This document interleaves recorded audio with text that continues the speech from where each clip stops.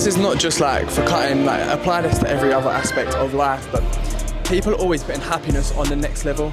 Like when you're cutting, you're like, oh, I'll be happy when I'm cutting. You get cut and you'll be like, I'll be happy when I bulk up. When you bulk up again, you're like, I'll be happy when I cut. You're always putting happiness on the next level, so you're always chasing happiness. Like, remember to enjoy the journey, enjoy every single part of it. Don't wish away the process. Enjoy now, you can be happy now, and you can be happy when you cut. We are back at Banu's gym today. I'm going to be showing you how to train on a cut and talking you through it and hopefully help you out a little bit. And fueled by caffeine, of course. I do a lot of rotator cuff work. I don't know if you'll be able to hear it on the mic, but listen to this. Don't know if you can hear that. But I injured my rotator cuff probably around 17, like 6 years ago. And it just hurt. Well, it doesn't hurt, it just doesn't sound too healthy, does it? So I spend a lot of time warming it up, and make sure you do it. It's one of the things that most people have a rotator cuff injury at least once in their gym career. So yeah, definitely warm up your rotator cuffs before you start your push sessions.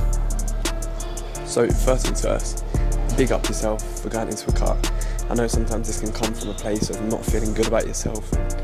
You're just feeling a little bit down about yourself. You've made that conscious effort to improve the way you look, improve the way you feel about yourself. So big up yourself for that. And keep the vision clear, because there's going to be days where it's hard, be days where the motivation's low. So how you feel right now, keep that thought clear in your head and use that as fuel every time you fancy giving up or binging or one of those things, you know. So when you first begin your cut, you're not really going to notice any changes in terms of performance, energy levels, and if you do, you're starting too much of an aggressive cut.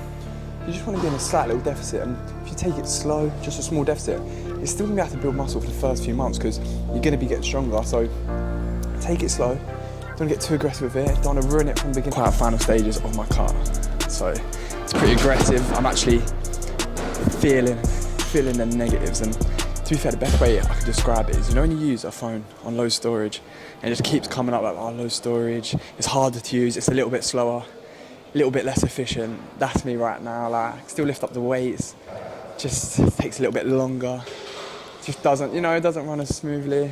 That's how I'm feeling, so.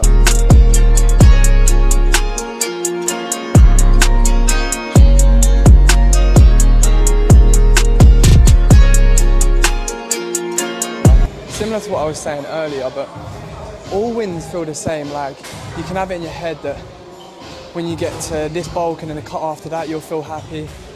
But the truth is, when you get cut, it's gonna feel just that same level of good every time. Like, there's not like new levels of happiness.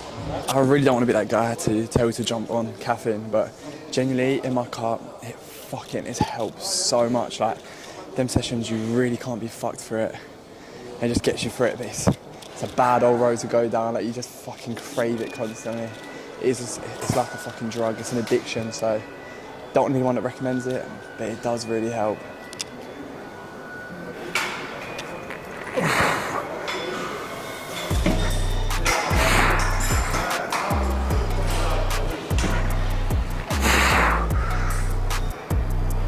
Yeah, do not listen to the myth of going lighter and just trying to get more reps. Now, to be fair, I aim for the same weight, and after, I sometimes do have to do some drop sets and supersets because my top set hasn't been as good as it previously was, which is expected, you know, it's low calories, so I do like to bring in some drop sets and supersets to just try and make up for any reps I have lost. But don't think that means like you have to purposely drop the weight. Like, you need to be fighting against that weight, fighting as hard as you can to make sure that you're hitting a weight you was previously. And if you don't get too disheartened, like I said, if you've lost a kilo and you're lifting the same weight as you did last week and lost a rep, that's a new record. You're doing that weight, but at a lower weight.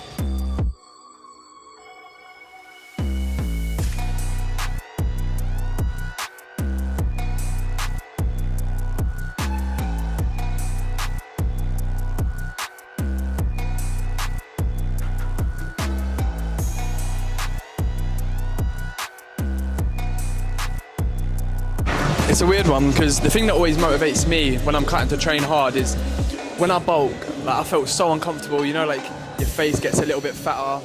I just hated the way I looked so much that I'm like, I'm not losing any of the muscle I built on that bulk while cutting, because I felt so uncomfortable. So that's my little bit of motivation. But Whatever motivates you. Like, I just clocked, I think that bench there is the one. I don't know if you've seen the video. but the geezer tears his pec. But I'm pretty sure it was on that bench there.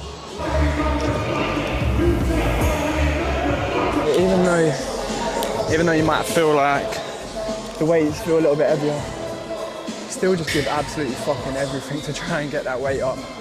And that's what's gonna make sure you don't lose that muscle.